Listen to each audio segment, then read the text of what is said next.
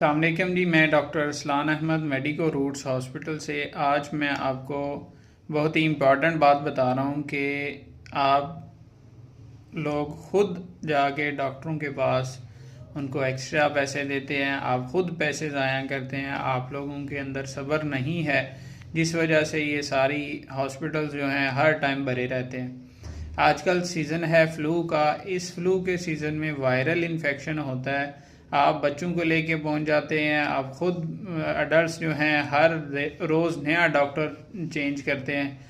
Viral flu जो है, पहली बात ये कि उसके लिए कोई मेडिसिन नहीं चाहिए। सिर्फ आपको अगर बुखार है तो पैनाडॉल इस्तेमाल करें, जिस्म दर्द कर रहा है तो ब्रोफिन इस्तेमाल करें और घर में इंतज़ार करें 3 से 5 दिन, वो खुद ब खुद सेटल हो जाएगा। अगर आपका सेटल नहीं होता 3 से 5 दिन के बाद तो एक डॉक्टर के पास जाएं। हर डॉक्टर को इस फ्लू का इलाज का पता है। कोई भी ऐसा डॉक्टर नहीं है जो फ्लू का इलाज नहीं कर सकता।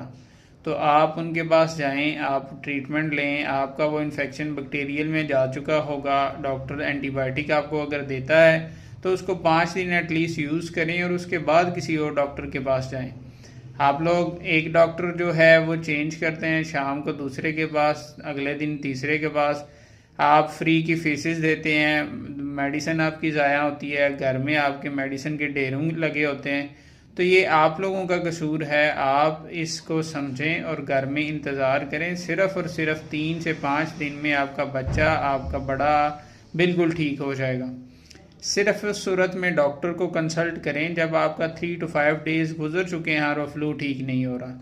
या जो एजड पेशेंट हैं आजकल, उनको निमोनिया हो जाता है तो उनके लिए डॉक्टर को ज़रूर कंसल्ट करें और उसके मुताबिक जो है वो ट्रीटमेंट इस्तेमाल करें। लेकिन फिर भी किसी एक डॉक्टर के पास जाएं। ये इलाज हर डॉक्टर को पता है। वो आपको इंशाल्लाह किसी किस्म की कोई ट्रेनिंग करने की ज़रूरत नहीं पड़ेगी। चंद ही दिनों में जो पेशेंट है वो ठीक हो जाएगा।